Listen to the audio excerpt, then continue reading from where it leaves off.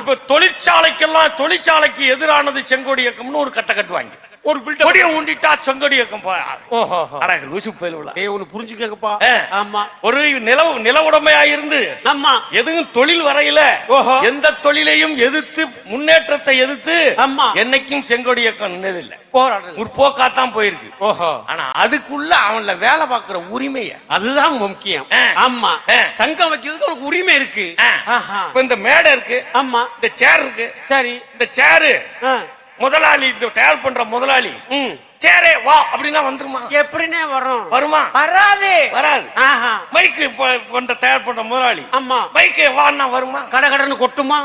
மைக்கு இவ்வளவு பணத்தை கொட்டி ஒரு மிஷின்ல இவ்வளவு பணம் இருக்கு, சரி, அத கொட்டிவிட்டு இந்த பாட்டு வரணும் அப்படின்னா வருமா? வராது. ஒரு பணத்தை கொட்டி காரே வா அப்படின்னா கார் வந்து கொட்டுமா? வருமா? வராது. இந்த கட்டடம் இருக்கு, ஆமா, இந்த கட்டடம் அந்த கட்டடத்துக்கு உரிமையாளர் சொந்தம். சரி, உரிமையாளர்கிட்ட அவ ஏன் இப்படி சொந்தம்? ஆமா, அவர் கட்டினார். சரி, அவர் கட்டினாரா?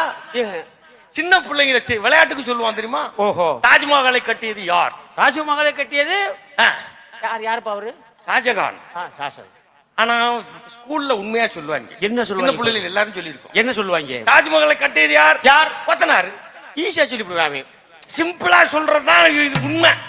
தாஜ்மஹால் கட்டினது யாரு? உண்மையிலே கொத்தனார் தான் கட்டியிருப்பான். இப்ப இந்த வீட்டுக்கு 10 லட்சம் ரூபாய் செலவு பண்ணிருக்கோம்.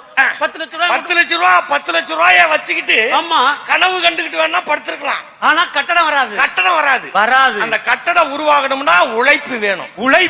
உழைப்பு தான் ஒன்றென்றையும் தீர்மானிக்குது, உருவாக்குது.